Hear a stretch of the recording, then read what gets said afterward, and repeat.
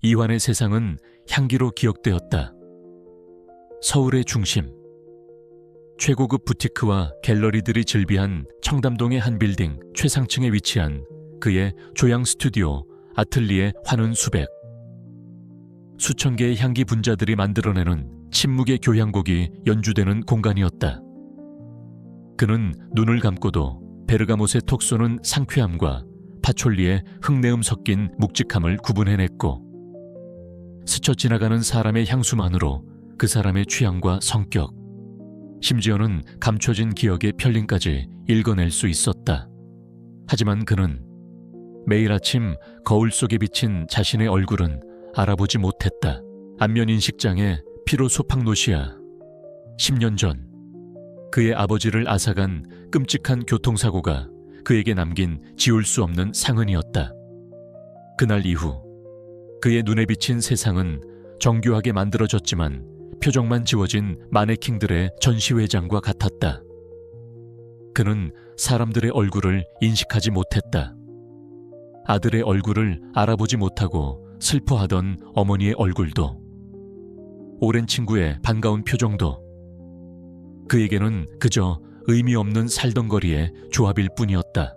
그의 고립된 세상과 외부를 연결하는 유일한 다리는 그의 셰퍼드견, 마음이었다. 마음이는 단순한 안내견이나 반려견이 아니었다. 마음이는 이환의 눈이자 기억이었다. 매일 아침 현관 비밀번호를 누르는 소리가 들리면 마음이는 소파에서 일어나 현관으로 향했다. 그리고 문이 열리고 들어오는 가사도우미 박 여사님의 익숙한 라벤더 향과 경쾌한 발걸음 소리를 확인한 후 꼬리를 부드럽게 2번 흔들며 지혁의 다리에 코를 살짝 부딪혔다. 그것은 박 여사님이에요. 안전합니다. 라는 그들만의 신호였다. 이환은 마음이의 그 미세한 신호를 통해 비로소 타인을 인식하고 세상을 살아갈 수 있었다. 그날 저녁, 이환은 의무감에 가까운 피로를 느끼며 파티에 갈 준비를 하고 있었다. SJ그룹의 새로운 럭셔리 자동차 브랜드 론칭 기념 VVIP 파티. 그의 향수 브랜드가 다음 시즌 콜라보를 논의 중인 중요한 자리였기에 참석은 필수적이었다. 그에게 파티장은 안개 속의 전장과도 같았다. 수많은 사람들의 형체, 구분되지 않는 얼굴들, 그리고 온갖 종류의 향수와 음식 냄새, 시끄러운 음악과 대화 소리가 뒤섞여 그의 예민한 감각을 어지럽혔다. 그의 유일한 닻은 그의 곁을 한치도 떠나지 않는 마음이 뿐이었다. 그는 최고급 맞춤 정장을 입었지만 그의 신경은 온통 마음이에게 연결된 리드줄의 미세한 떨림에 집중되어 있었다. 마음이는 그의 곁에 조용히 앉아 훈련받은 대로 완벽하게 임무를 수행했다. 낯선 이가 너무 빨리 다가오면 꼬리가 살짝 뻣뻣해졌고, 익숙한 비즈니스 파트너의 향기가 감지되면 자세를 편안히 하고 짧게 꼬리를 흔들었다.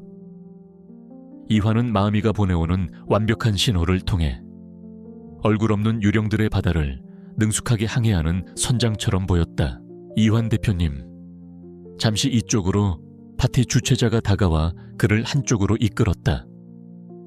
그곳에는 품격 있는 연회색 정장을 입은 강한 권위가 느껴지는 노신사가 서 있었다. 대표님, 소개하겠습니다. SJ그룹의 최만호 회장님이십니다. 이환은 정중하게 허리를 숙이며 손을 내밀었다. 그의 눈에는 최만호 회장의 얼굴이 보이지 않았다. 그저 값비싼 정장을 입은 노신사의 흐릿한 윤곽만이 존재할 뿐이었다. 그는 본능적으로 남자의 향기를 분석했다. 아주 희미하고 절제된 오래된 나무향과 차가운 금속성의 향기가 섞여 있었다. 만나 뵙게 되어 영광입니다. 회장님, 이환이 말했다. 나 역시 이 대표님의 명성은 익히 들어왔습니다. 최만호 회장이 인자한 미소와 함께 그의 손을 잡았다. 바로 그 순간이었다. 지금껏 파티장의 소음 속에서도 완벽한 평정을 유지하던 마음이에게서 아주 미세하지만 치명적인 변화가 일어났다. 그것은 으르렁거림이나 짖음 같은 극적인 반응이 아니었다. 그래서 이환 외에는 아무도 눈치채지 못했다. 마음이의 온몸의 근육이 순간적으로 돌처럼 단단하게 굳었다. 목 깊은 곳에서부터 거의 들리지 않을 정도의 낮은 울림이 시작되었다. 그것은 단순한 경계심이 아닌 깊은 증오와 혐오감이 담긴 소리였다. 목덜미의 털이 미세하게 곤두섰다. 가장 결정적인 신호는 리드줄을 통해 전해졌다. 마음이는 이환의 몸을 보호하려는 듯 미세하게 그의 앞을 가로막는 자세를 취하며 그의 다리에 몸을 바짝 붙였다. 그리고는 리드줄을 아주 부드럽게 하지만 단호하게 뒤로 잡아당겼다. 이곳에서 벗어나야 한다는 필사적인 신호였다. 이환의 심장이 쿵 하고 내려앉았다. 지난 5년간 마음이가 특정 인물을 향해 이런 반응을 보인 적은 단 한 번도 없었다. 심지어 위협적인 사람 앞에서도 마음이는 경계할지언정 이런 식의 깊은 적대감을 드러낸 적은 없었다. 이것은 위험 신호가 아니었다. 이것은 적을 만났다는 신호였다. 이환은 내색하지 않은 채 최만호 회장과 짧고 의례적인 대화를 마쳤다. 최 회장은 아무것도 눈치채지 못한 듯 혹은 개의 작은 이상 행동을 대수롭지 않게 여기며 다른 곳으로 향했다. 하지만 이환은 더 이상 그 자리에 서 있을 수 없었다. 그는 주최자에게 몸이 좋지 않다는 핑계를 대고 서둘러 파티장을 빠져나왔다. 집으로 돌아오는 차 안, 그는 아무 말도 하지 않았다. 마음이는 파티장에서 멀어진 후에야 비로소 긴장을 풀었지만 여전히 불안한 듯 그의 무릎에 코를 묶고 있었다. 아무도 없는 텅 빈 스튜디오에 돌아온 이환은 어두운 창문에 비친 자신의 모습을 바라보았다. 자신이 알아볼 수 없는 한 남자의 형상. 그는 소파에 앉아 무릎에 머리를 기대고 걱정스러운 눈으로 자신을 올려다보는 마음이를 내려다보았다. 그의 세상은 안개 속의 갤러리와 같았다. 모든 얼굴은 형체 없는 그림자에 불과했다. 하지만 오늘 밤 그의 충성스러운 심장, 마음이는 그 짙은 안개 속에서 단 하나의 얼굴을 똑똑히 보았다. 그리고 그것을 괴물이라고 인식했다. 지난 10년간 억지로 닫아두었던 과거의 문이 아주 작게 삐걱거리는 소리를 내며 열리기 시작했다. 이환의 평온하고 질서 잡힌 세계에 끔찍한 균열이 생기고 있었다. 그는 떨리는 손으로 마음이의 머리를 쓰다듬으며 어둠을 향해 나직하게 물었다. 마음아, 너는 내가 모르는 무엇을 알고 있는 거니? 파티에서 돌아온 다음 날 이환은 자신의 스튜디오에 틀어박혔다. 평소라면 새로운 향을 창조하기 위한 영감으로 가득 차 있어야 할 공간은 이제 풀리지 않는 의문과 혼란으로 무겁게 가라앉아 있었다. 그는 조향 테이블 앞에 앉아 있었지만 수백 개의 시약병들은 그저 의미 없는 유리병에 불과했다. 그의 모든 신경은 어젯밤 마음이가 보였던 그 미세하고도 강렬한 반응을 곱씹고 있었다. 그는 애써 그 반응을 이성적으로 분석하려 했다. 어쩌면 최만호 회장이 뿌린 향수가 마음이의 과거 트라우마를 자극하는 향기와 비슷했을 수도 있다. 혹은 인간은 인지하지 못하지만 개의 예민한 후각에는 감지되는 어떤 질병의 냄새였을 수도 있다. 하지만 그의 마음 깊은 곳에서는 그것이 아니라고 속삭이고 있었다. 그것은 단순한 거부 반응이 아니었다. 아주 오래전부터 알고 지낸 뼛속 깊이 각인된 적을 마주했을 때의 반응이었다. 이환은 서재 깊숙한 곳, 한 번도 다시 열어보고 싶지 않았던 상자를 꺼냈다. 상자 안에는 10년 전 아버지의 사고와 관련된 낡은 서류들이 들어있었다. 경찰의 최종 사고 보고서, 빗길 과속으로 인한 운전 미숙 및 차량 단독 전복 사고. 너무나 간단했고 그래서 더 비극적이었다. 하지만 이제 그 간결한 문장 뒤에 숨겨진 거대한 거짓의 가능성이 안개처럼 피어오르고 있었다. 그 주, 이환은 정기 검진을 위해 신경과 병원을 찾았다. 그의 담당 의사는 인지신경과학 분야의 젊고 총명한 학자인 윤세리 박사였다. 그녀는 이환의 희귀한 후천적 안면 인식장애 사례에 깊은 학문적 관심을 가지고 그의 상태를 연구하고 있었다. 평소처럼 인지능력 테스트와 몇 가지 질문들이 오갔다. 세리는 이환이 후각과 청각 등 다른 감각들을 이용해 세상을 재구성하고 사람을 구별하는 방식에 늘 감탄했다. 오늘은 좀 안색이 안 좋으시네요. 환씨, 세리가 걱정스럽게 물었다. 이환은 잠시 망설였다. 자신의 터무니없는 의심을 이 지적인 의사에게 털어놓아도 될까? 하지만 그는 답이 필요했다. 과학적인 근거가, 혹은 최소한의 가능성이라도. 박사님, 그가 조심스럽게 입을 열었다. 혹시 개의 후각이나 다른 감각이 인간은 인지하지 못하는 과거의 특정 트라우마를 기억하고 10년이 넘는 세월이 흐른 뒤에 특정 인물과 마주했을 때 그 기억을 다시 떠올리는 것이 과학적으로 가능한 일일까요? 세리는 예상치 못한 질문에 흥미롭다는 듯 눈을 반짝였다. 그녀는 안경을 고쳤으며 설명하기 시작했다. 아주 흥미로운 질문이네요. 결론부터 말하자면 충분히 가능합니다. 인간과 달리 개의 뇌에서 후각 정보는 감정과 기억을 관장하는 편도체나 해마상윤기 같은 변형기에 직접적으로 연결되어 있어요. 그래서 특정 냄새가 아주 강력하고 오래 지속되는 감정적 기억을 유발할 수 있죠. 특히 트라우마와 관련된 기억은 더욱 그렇습니다. 세리의 설명은 이환의 의심에 과학이라는 날개를 달아주었다. 그는 용기를 내어 지난밤 파티에서 마음이가 최만호 회장에게 보였던 기이한 반응에 대해 자세히 털어놓았다.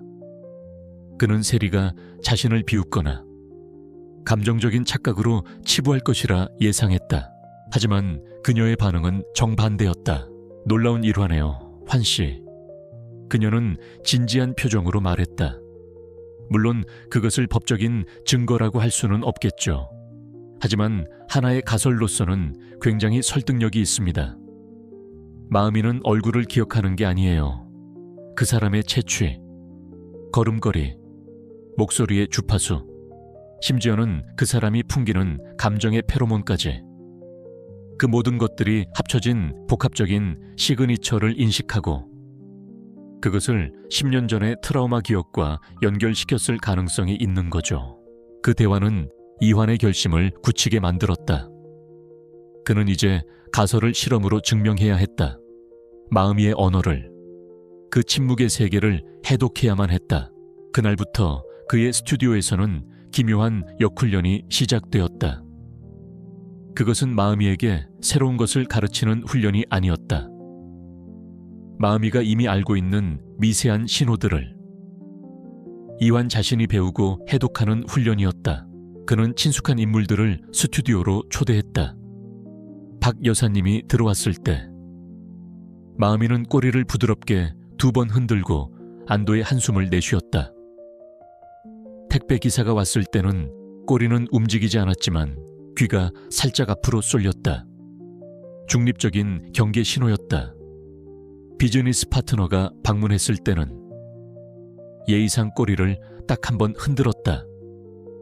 이환은 그 모든 반응들을 영상으로 기록하고 데이터로 만들어 마음이의 인식 사전을 만들기 시작했다.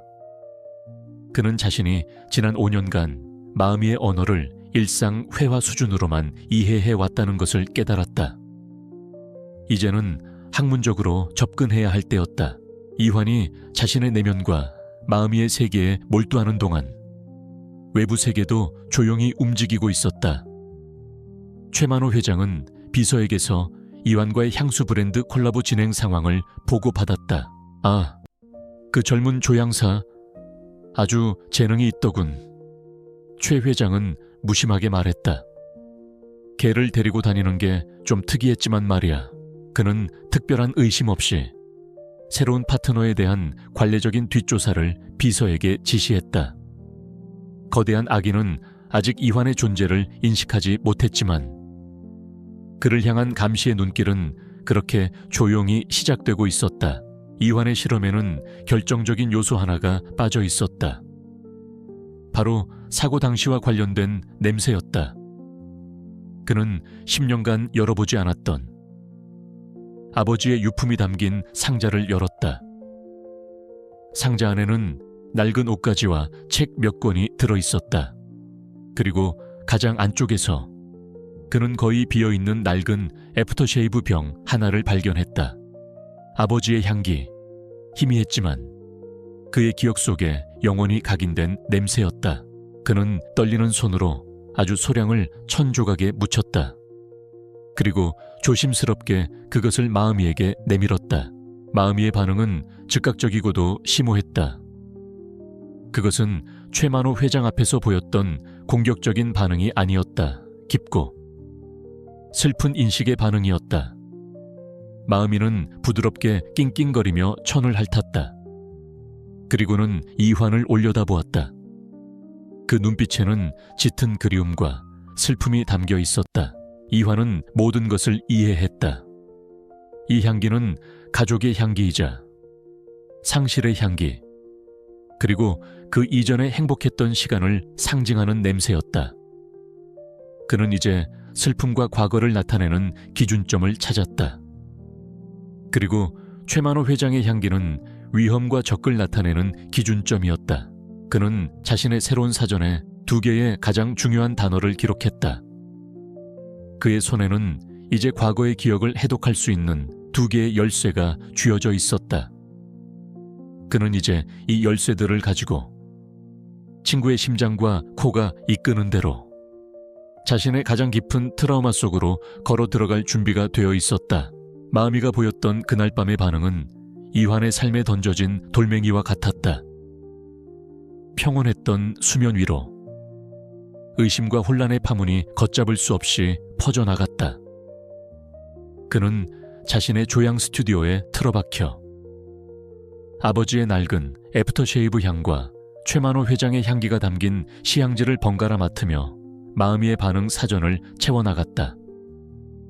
슬픔 과거와 위험적 2개의 단어는 명확했지만 그것만으로는 문장을 만들 수 없었다.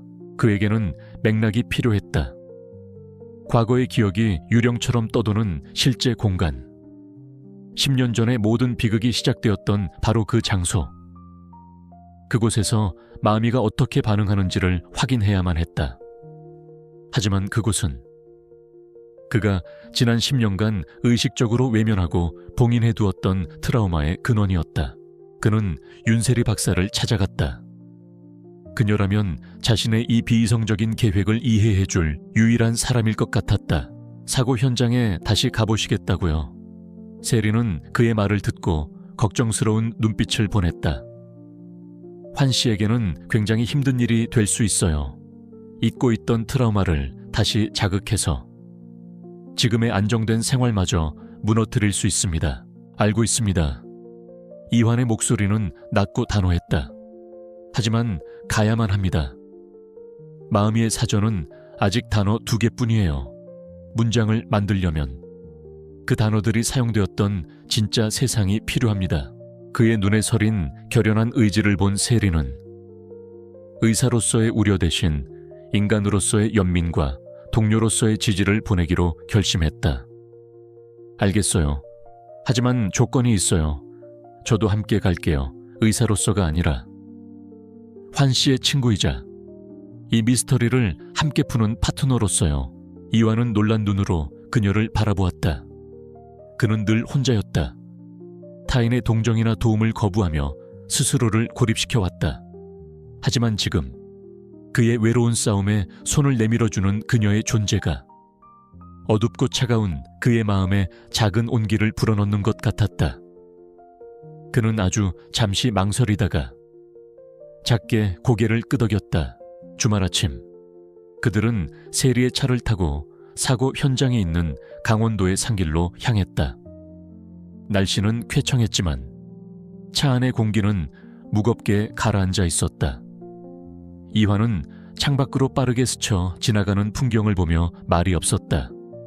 익숙한 커브길이 나올 때마다 그의 머릿속에서는 타이어가 미끄러지는 날카로운 소음과 차체가 뒤집히는 감각, 그리고 아버지의 마지막 외침이 파편처럼 되살아났다. 그는 자신의 무릎 위에 놓인 손을 하얗게 질릴 때까지 꽉 움켜쥐었다. 뒷좌석에 앉은 마음이는 주인의 긴장을 고스란히 느끼고 있었다. 녀석은 낑낑거리는 대신 조용히 이환의 뒷좌석에 앞발을 올리고 그의 어깨에 턱을 기댔다. 마치 제가 옆에 있어요라고 말하는 것처럼 마침내 그들은 목적지에 도착했다. 10년의 세월 동안 길은 조금 넓혀지고 낡은 가드레일은 새 것으로 교체되어 있었지만 길 아래로 아찔하게 펼쳐진 숲속의 계곡은 변함이 없었다. 이환이 차에서 내리는 순간 현기증과 함께 헛구역질이 올라왔다. 과거라는 이름의 유령이 그의 온몸을 덮쳐오는 것 같았다. 그는 마음이의 목줄을 풀어주었다. 마음이는 차에서 내리자마자 긴장된 모습으로 주위를 살폈다. 그리고는 도로 위 아스팔트의 냄새를 맡는 대신 코를 하늘로 향한 채 바람 속의 미세한 입자들을 분석하기 시작했다. 이완과 세리는 숨을 죽이고 마음이의 행동을 지켜보았다. 마음이는 도로와 가드레일에는 아무런 관심도 보이지 않았다. 녀석의 관심은 오직 다른 곳에 있었다. 녀석은 길가의 경사면을 따라 천천히 내려가기 시작했다. 그리고는 10년 전 수색대원들이라면 결코 꼼꼼히 살피지 않았을 무성한 덤불로 뒤덮인 바위지대로 향했다. 마음이는 그곳의 한 지점에서 걸음을 멈췄다.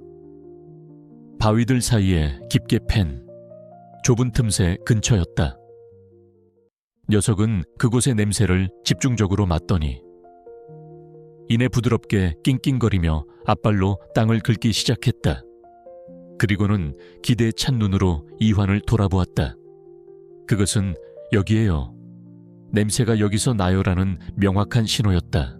이환과 세리의 눈에는 그저 평범한 흙과 돌멩이뿐이었다. 하지만 이환은 더 이상 자신의 눈을 믿지 않았다. 그는 마음이의 코를 믿었다. 그는 무릎을 꿇고 앉아 덤불과 낙엽들을 조심스럽게 걷어내기 시작했다. 그리고 바위 틈에 쌓인 흙을 손으로 파헤쳤다. 얼마 지나지 않아 그의 손가락 끝에 차갑고 단단한 금속의 감촉이 느껴졌다. 틈새 깊숙한 곳에 무언가 박혀 있었다. 그는 조심스럽게 힘을 주어 그것을 꺼냈다. 10년의 세월을 증명하듯 흙과 녹으로 뒤덮여 있었지만 그 형태는 분명했다. 라이터였다. 지포 라이터. 그는 손수건으로 라이터의 흙을 닦아냈다. 그러자 은도금된 묵직한 몸체가 드러났다. 일반적인 모델이 아니었다. 한정판으로 제작된 고급 모델이었다. 그리고 라이터의 측면에는 이환이 지금껏 본 적 없는 독특하고 우아한 문양이 작게 새겨져 있었다. 이 산길에 인적이 드문 곳에서 왜 라이터가 발견된단 말인가? 그것도 바위틈 깊숙한 곳에 박힌 채로. 이것은 우연히 떨어뜨린 물건이 아니었다. 격렬한 몸싸움이나 혼란의 순간에 떨어져 빗물에 휩쓸리거나 발에 차여 이곳까지 흘러 들어왔을 가능성이 높았다. 이것은 그날 밤 이곳에 존재했던 제3의 인물, 바로 범인의 흔적이었다. 이건 주문 제작된 문양이네요. 세리가 흥분된 목소리로 말했다. 그녀는 전문가답게 즉시 휴대폰을 꺼내 여러 각도에서 라이터를 촬영하기 시작했다. 이 문양만 추적할 수 있다면 주인을 찾아낼 수 있어요. 세리가 흥분하는 동안 이환은 차가운 금속 라이터를 손에 쥔 채 마음이를 내려다보았다. 마음이는 임무를 완수했다는 듯 차분한 표정으로 앉아 그를 올려다보고 있었다. 이환은 그 순간 자신의 파트너가 가진 능력의 경이로움을 다시 한번 깨달았다. 마음이는 단순히 사람의 냄새를 맡은 것이 아니었다. 금속과 라이터 기름과 어쩌면 주인이 사용했던 독특한 담배의 향기가 10년 동안 바위 틈에 갇혀 응축된 그 미세한 기억의 향기를 맡은 것이다. 인간의 세상에서는 보이지 않는 그 흔적을 마음이는 정확히 찾아낸 것이다. 이것은 단순한 단서가 아니었다. 이것은 과거로부터 온 전원이었고 마음이가 배달한 메시지였다. 해가 저물기 시작하는 상일 위 이환과 세리 그리고 마음이는 조용히 서 있었다. 이환에게 이곳은 더 이상 비극의 장소가 아니었다. 이제 이곳은 방역의 시작점이 되었다. 그는 손안의 라이터를 움켜쥐었다. 여전히 얼굴은 보이지 않는 안개 속에 있었지만 이제 그의 손에는 적의 정체를 밝혀줄 실질적인 조각이 들려 있었다. 과거의 안개는 그가 더 잘 볼 수 있게 되어서가 아니라 그의 개가 무엇을 알고 있는지를 마침내 신뢰하게 되었기에 서서히 걷히고 있었다. 진짜 사냥이 이제 막 시작된 것이다. 라이터에 새겨진 기묘한 문양은 단순한 장식이 아니었다. 그것은 굳게 닫혀있던 과거의 문을 열 수 있는 유일한 열쇠였다. 이환과 윤세리는 그 열쇠의 정체를 밝히기 위해 모든 정보력을 총동원했다. 조사는 윤세리의 연구실에서 시작되었다. 그녀는 라이터의 고해상도, 사진을 동료 고고학자 및 희귀품 감정가들에게 보내 자문을 구했다. 며칠 후 한 전문가에게서 결정적인 답변이 돌아왔다. 그 문양은 10여 년 전 대한민국 최상위 0.1%의 인사들만이 가입할 수 있었던 비밀 사교 클럽 폴라리스 클럽의 상징이라는 것이었다. 폴라리스, 즉 북극성은 예로부터 변치 않는 제왕의 별을 상징했다. 그들은 스스로를 세상의 중심이자 불변의 존재로 여겼던 것이다. 세리는 학계의 인맥을 총동원하여 지금은 해체된 그 클럽의 당시 회원 명단 일부를 손에 넣었다. 명단에는 재벌 총수, 전직 고위 관료, 법조계의 거물 등 대한민국을 움직이는 인물들의 이름이 즐비했다. 그리고 그 명단의 가장 위쪽에 너무나도 선명하게 SJ그룹 회장 최만호의 이름이 적혀 있었다. 이제 마음이의 반응은 더 이상 심증이 아니었다. 명백한 물증과 연결된 살아있는 증거가 되었다. 이환은 정면으로 부딪히기로 결심했다. 그는 진행 중이던 콜라보 프로젝트를 핑계로 최만호 회장에게 직접 미팅을 요청했다. 표면적인 이유는 힘과 유산이라는 주제로 최 회장에게서 영감을 받은 새로운 최고급 향수 콘셉트를 발표하기 위함이었다. 하지만 그의 진짜 목적은 적의 소굴에 직접 들어가 마음이의 시그니처 인식을 재확인하고 과거라는 미끼를 던졌을 때 최만호가 어떤 반응을 보이는지 자신의 코로 직접 확인하는 것이었다. 하지만 이환이 움직이기 전에 최만호가 먼저 움직였다. 그는 비서를 통해 이환에 대한 상세한 신상 보고서를 받았다. 보고서에는 이환의 안면 인식장애와 그 원인이 된 10년 전 그의 부친 이진석 연구원의 사망사고 기록이 포함되어 있었다. 아이진석, 최만호는 그 이름을 보고 순간 얼어붙었다. 그는 기억했다. 이진석은 자신의 계열사에서 일하던 촉망받는 연구원이었다. 그리고 그는 최만호가 조성한 거대한 비자금의 흐름을 눈치챈 유일한 내부 고발자였다. 사고는 그를 침묵시키기 위해 치밀하게 계획된 것이었다. 최만호는 지금까지 이환을 그저 장애를 가진 트라우마에 시달리는 가여운 청년 정도로만 여겼다. 위협적인 존재라고는 단 한 번도 생각해 본 적이 없었다. 그런데 그 얼굴도 구분 못하는 조향사가 이제 의도적으로 자신에게 접근하고 있었다. 최만호는 본능적인 위협을 감지했다. 그는 비서에게 이환의 모든 움직임을 감시하라고 지시했다. 며칠 후 미팅이 성사되었다. SG그룹 타워 최상층에 위치한 최만호의 집무실은 그의 권력을 과시하듯 압도적으로 화려하고 위압적이었다. 이환이 마음이와 함께 집무실 안으로 들어서는 순간 마음이의 몸이 다시 돌처럼 굳었다. 파티장에서 보였던 것과 똑같은 반응. 이환은 자신의 목표물이 정확하다는 것을 재확인했다. 그는 준비해온 향수 콘셉트를 발표하기 시작했다. 그리고 프레젠테이션 도중 그는 마치 우연인 것처럼 화제를 돌렸다. 이 향기의 영감은 돌아가신 아버지의 유산을 이해하려는 아들의 마음에서 시작되었습니다. 제 아버지는 10년 전 강원도의 한 산길에서 교통사고로 돌아가셨습니다. 그는 최만호의 얼굴을 읽을 수 없었다. 대신 그는 자신의 모든 신경을 마음이와 코에 집중했다. 그가 아버지의 사고라는 단어를 입에 올리는 순간 그의 옆에 앉아있던 마음이의 목 깊은 곳에서 아주 희미하게 크르릉 하는 위협적인 소리가 새어나왔다. 동시에 조향사로서 단련된 이환의 예민한 코는 최만호의 향수 냄새 밑에 숨겨진 미세한 변화를 감지했다. 아드레날린이 솟구치며 만들어내는 아주 희미한 공포의 냄새. 두 개의 다른 감각 세계가 동일한 진실을 가리키고 있었다. 물론 최만호는 노련한 포크페이스의 대가였다. 그는 애도를 표하며 부드럽게 화제를 돌렸다. 그는 이환의 향수 아이디어가 너무 개인적이라며 정중하게 거절하고 미팅을 끝냈다. 하지만 그의 마음속에서는 경고등이 울리고 있었다. 그는 이환을 과소평가했다. 저 청년은 생각보다 훨씬 더 위험했다. 최만호의 방역은 즉각적이고 교묘했다. 미팅 직후 그는 이환의 콜라보 프로젝트를 진행하던 회사의 대표에게 전화를 걸었다. 그는 막강한 영향력을 이용해 이환이 정서적으로 불안정하며 신뢰할 수 없는 파트셔라는 암시를 흘렸다.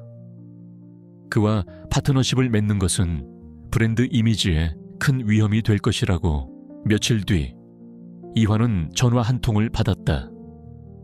그가 가장 공들여왔던 콜라보 프로젝트가 예기치 않은 전략적 변경을 이유로 무기한 보류되었다는 통보였다. 그의 주 수입원이자 전문적인 명성이 하루아침에 끊겨버린 것이다. 동시에 윤세리는 그녀가 사용하던 일부 학술 데이터베이스와 자료 보관소에 대한 접근 권한이 보안상의 이유로 갑자기 취소되었다는 통보를 받았다. 그들 주변으로 보이지 않는 침묵의 벽이 세워지고 있었다. 그날 저녁 이환은 자신의 스튜디오에 홀로 앉아 있었다. 프로젝트가 취소되었다는 소식을 들은 후였다. 그는 최만호가 가진 권력의 차갑고 효율적인 힘을 온몸으로 느끼고 있었다. 이것은 물리적인 공격이 아니었다. 서서히 그러나 확실하게 숨통을 조여오는 고립작전이었다. 그는 자신의 무릎에 머리를 기대고 위로하는 마음이를 내려다보았다. 그는 이제 싸움의 양상이 다시 변했다는 것을 깨달았다. 미끼를 던지고 반응을 살피는 방식으로는 이길 수 없었다. 그들 스스로는 연결고리를 확인했지만 이제는 세상에 증명할 수 있는 명백한 증거가 필요했다. 그는 휴대폰을 들어 세리에게 전화를 걸었다. 박사님, 그들이 움직이기 시작했습니다. 이제 우리도 우리의 방식을 바꿔야 합니다. 심리전은 시작되었다. 그리고 이환은 더 직접적이고 더 위험한 계획을 세워야만 한다는 것을 알고 있었다. 최만호 회장이 쳐놓은 보이지 않는 그물은 효과적이었다. 이환의 가장 큰 프로젝트는 중단되었고 윤세리의 연구활동 역시 미묘한 방해에 부딪혔다. 그들은 권력이라는 벽의 높이와 두께를 실감했다. 미세한 탐침봉으로 거대한 성벽의 약점을 찾는 방식으로는 더 이상 나아갈 수 없었다. 그들에게는 더 대담하고 더 결정적인 한 방이 필요했다. 우리가 최 회장에게 다시 접근하는 건 불가능해요. 세리가 연구실에서 말했다. 그는 이미 우리를 경계하고 있을 겁니다. 알고 있습니다. 이환이 대답했다. 그의 눈은 그 어느 때보다 차갑고 명료했다. 그래서 우리가 그에게 가는 게 아니라 그의 시그니처를 이곳으로 가져와야 합니다. 마음이의 반응이 최만호라는 인물의 자세나 목소리톤 같은 외부 요인 때문이 아니라는 걸 완벽하게 통제된 환경에서 증명해야만 해요. 그의 아이디어는 대담했다. 일종의 이중맹검 실험. 세리는 그의 과학적인 접근 방식에 흥미를 느꼈다. 이것은 더 이상 막연한 심증이 아니었다.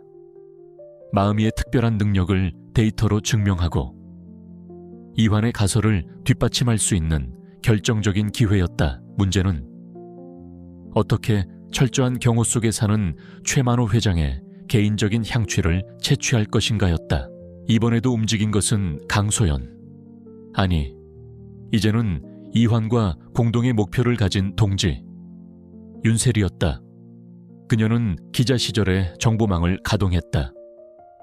최만호 회장은 매주 2번 철저한 회원제로 운영되는 최고급 프라이빗 스파를 찾는다는 정보를 알아냈다. 계획은 치밀하게 세워졌다. 세리는 스파의 다른 VIP 회원에게 가짜 인터뷰를 요청하는 방식으로 보안팀의 주의를 끌었다. 그 틈을 타 이환이 스파 내부로 잠입하는 것이었다. 작전 당일 이환의 심장은 세차게 뛰었다. 그는 얼굴을 가리는 모자와 마스크를 썼지만 어차피 그에게 얼굴은 의미가 없었다. 그는 오직 코에 의지했다. 세리가 만들어준 소란 덕분에 잠시 통제가 허술해진 틈을 타 그는 직원 구역을 통해 남자 탈의실로 들어갔다. 그는 눈을 감고 공기 중의 냄새 분자들을 분석했다. 그리고 마침내 집무실에서 맡았던 그 독특하고 미세한 나무와 금속성의 향기를 찾아냈다. 최만호의 개인 락커였다. 그는 물건을 훔치지 않았다. 그저 멸균된 거즈로 락커 안에 있던 최 회장의 개인 골프 장갑 안쪽을 조심스럽게 닦아냈다. 그의 땀과 채취가 묻어있는 가장 완벽한 시료였다. 그는 누구에게도 들키지 않고 조용히 임무를 완수하고 빠져나왔다. 이환의 스튜디오는 이제 첨단 실험실로 변해 있었다. 그와 세리는 가장 중요한 실험을 준비했다. 그들은 채취한 시료를 포함해 여러 개의 향기 샘플을 동일한 모양의 불투명한 용기에 담았다. A 용기 아무 냄새도 없는 대조군, B 용기 건물 경비원의 채취가 묻은 중립군, C 용기 이환 자신의 채취가 묻은 샘플, D 용기 최만호 회장의 골프 장갑에서 채취한 결정적 샘플. 실험은 이환의 불안감이 마음이에게 영향을 주지 않도록 세리가 진행하기로 했다. 모든 과정은 여러 대의 카메라로 기록되었다. 마음이가 실험실로 들어왔다. 녀석은 평온한 상태였다. 세리는 첫 번째 용기를 내밀었다. 마음이는 A 용기의 냄새를 한 번 맡더니 아무런 흥미도 보이지 않고 고개를 돌렸다. B 용기 앞에서는 낯선 사람의 냄새라는 것을 인지했지만 별다른 반응은 없었다. C 용기, 즉 이환의 냄새 앞에서는 부드럽게 꼬리를 흔들며 안심하는 기색을 보였다. 가족, 안전 신호였다. 마침내 D 용기가 제시되었다. 세리가 용기 뚜껑을 열어 마음이의 코앞에 가져가는 순간 녀석의 온몸이 변했다. 그것은 단순한 공격성이 아니었다. 훨씬 더 복잡하고 다층적인 반응이었다. 처음 녀석의 코가 최만호의 채취를 인식하자 녀석은 아주 희미하게 낑낑거렸다. 그것은 아버지의 애프터쉐이브 냄새를 맡았을 때와 유사한 과거 슬픔의 기억을 연상시키는 반응이었다. 하지만 곧이어 그 슬픔 위로 훨씬 더 강력한 감정이 덮쳐왔다. 목 깊은 곳에서부터 크르릉하는 억압된 분노의 소리가 새어나왔다. 이빨이 드러났고 온몸의 근육은 공격 직전처럼 팽팽하게 긴장했다. 그리고 바로 그 순간 조양 쌓인 이환의 예민한 코와 세리가 설치해둔 미세 공기 성분 분석기가 동시에 새로운 변화를 감지했다. 마음이의 몸에서 분출되는 아주 날카롭고 시큼한 냄새. 세리는 그것이 극도의 공포와 스트레스 상황에서 분비되는 스트레스 페로몬이라는 것을 단번에 알아차렸다. 바로 이것이었다. 이환의 머릿속에서 모든 것이 명확해졌다. 마음이의 반응은 단선적이지 않았다. 최만호의 시그니처는 녀석에게 끔찍한 트라우마의 모든 감각을 한꺼번에 불러일으키는 반가소애였던 것이다. 가족을 잃은 슬픔, 그리고 그 원흉에 대한 공포와 분노, 이 모든 감정이 하나의 냄새 안에 응축되어 있었다. 실험은 대성공이었다. 카메라와 분석 장비는 마음이의 반응이 주관적인 해석이 아닌 과학적으로 관찰 가능한 데이터라는 것을 명백히 기록했다. 이환은 마음이를 끌어안았다. 그는 경외감과 미안함, 그리고 무한한 감사함에 휩싸였다. 그는 이제껏 마음이의 언어 중 고작 단어 하나만을 읽으려 했던 것이다. 하지만 마음이는 냄새와 감정으로 이루어진 복잡하고 완벽한 문장으로 그에게 계속해서 이야기하고 있었다. 그의 마음속에 남아있던 마지막 한 조각의 의심마저 사라졌다. 그는 더 이상 자신의 친구를 시험하거나 의심할 필요가 없었다. 그는 이제 마음이가 아는 것을 온전히 신뢰하는 법을 배웠다. 그들의 유대는 거의 텔레파시 수준의 깊은 교감에 도달했다. 실험이 끝난 후 이환과 세리는 기록된 영상을 함께 보았다. 그들에게는 이제 진실이 있었다. 아직 법정에서 한 남자의 유죄를 입증하기에는 부족할지 모른다. 하지만 그들에게는 세상 그 무엇과도 바꿀 수 없는 절대적인 확신이 있었다.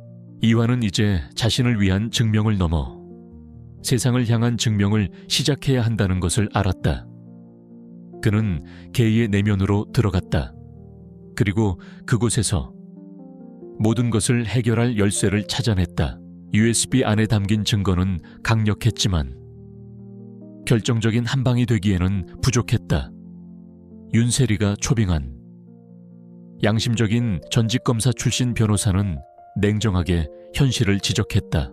이 증거들은 최만호 회장이 과거에 그 사실을 알고 있었다는 것을 증명할 뿐 10년 전 사고 현장에 그가 있었다는 직접적인 증거가 되지는 못합니다.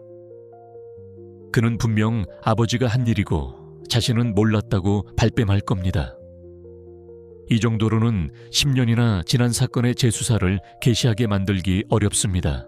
그들에게 필요한 것은 최만호의 입에서 나오는 직접적인 자백, 혹은 그를 현장과 연결시킬 부인할 수 없는 증거였다. 이환은 마침내 마지막이자 가장 위험한 계획을 세웠다. 바로 인식의 덫이었다. 그와 마음이가 직접 미끼가 되어 최만호를 도발하고 그의 반응을 녹화하는 것. 계획은 치밀하게 진행되었다.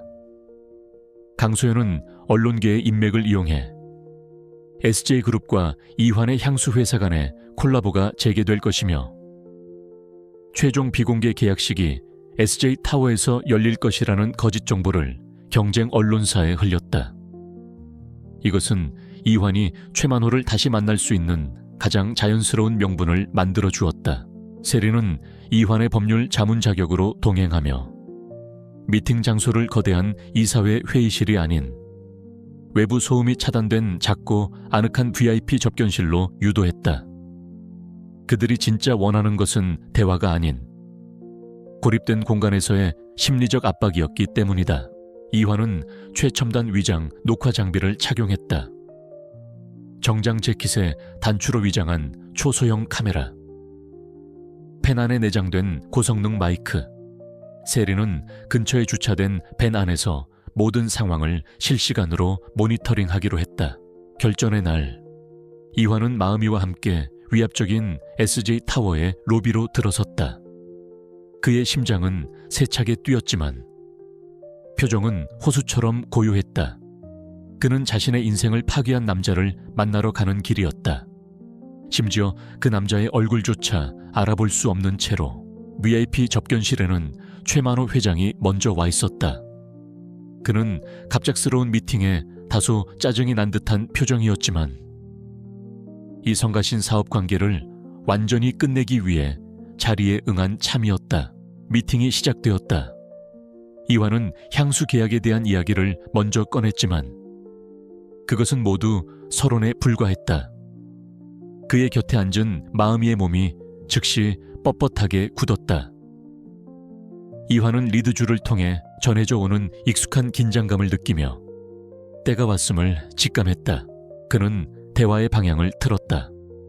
처음부터 직접적으로 비난하지 않았다. 그는 가방에서 조심스럽게 무언가를 꺼내 테이블 위에 올려놓았다. 10년의 세월이 묻어나는 낡은 지포 라이터였다. 회장님, 얼마 전 제 아버님 사고 현장에서 이런 물건을 주었습니다. 혹시 눈에 익지 않으십니까? 최만호는 라이터를 한번 쓱 보더니 아무것도 모른다는 듯 고개를 저었다. 처음 보는 물건이군. 하지만 이화는 그의 얼굴이 아닌 다른 것을 보고 듣고 맡고 있었다. 마음이의 목에서 새어나오는 아주 희미한 그르렁거림, 그리고 자신의 코끝을 스치는 최만호의 아드레날린이 섞인 공포의 냄새. 이상하군요. 이환의 목소리는 흔들림이 없었다. 제게는 이 라이터에서 나는 냄새와 회장님에게서 나는 냄새에 똑같이 반응을 해서 말입니다. 마치 같은 주인의 물건이라는 걸 아는 것처럼요. 그가 말을 잇는 동안 마음이는 이환의 의도를 알아차린 듯 조용히 앞으로 반쯤 나아가 앉았다. 그리고는 입술을 살짝 들어올려 날카로운 이빨을 드러냈다. 소리 없는 위협. 그것은 훈련된 그 어떤 경비견보다도 더 섬뜩한 경고였다. 최만호의 평정심에 금이 가기 시작했다. 그는 동요했다.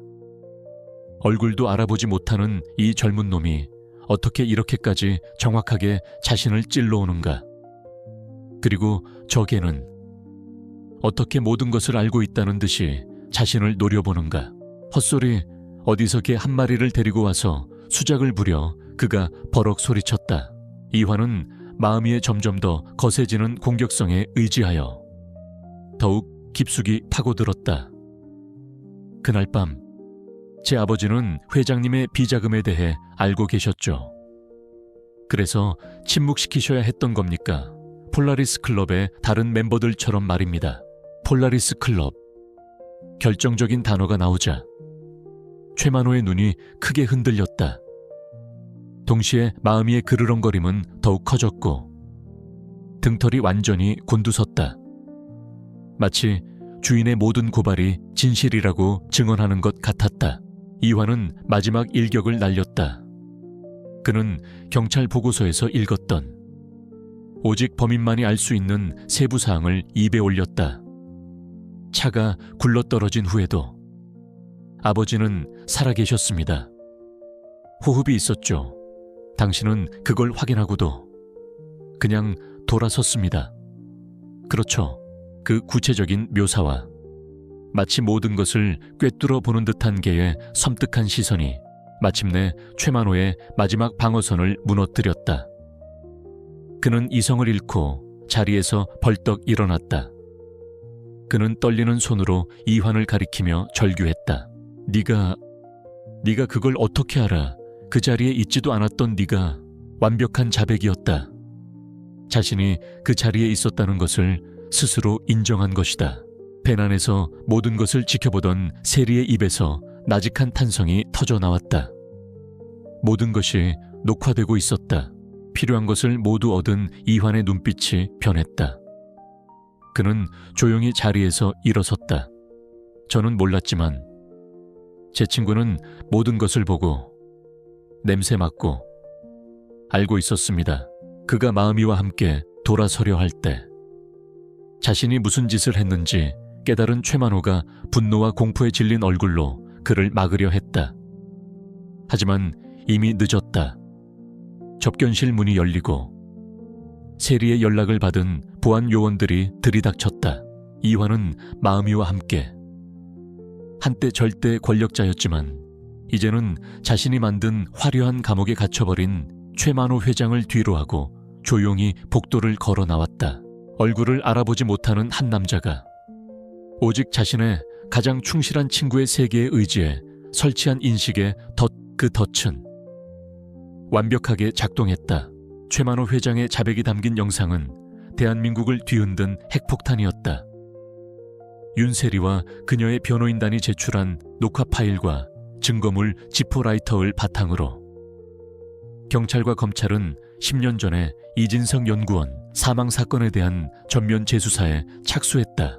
언론은 연일 안면인식장애 조향사와 천재견 거대그룹 회장의 살인죄를 밝히다 와 같은 제목의 기사들을 쏟아냈다.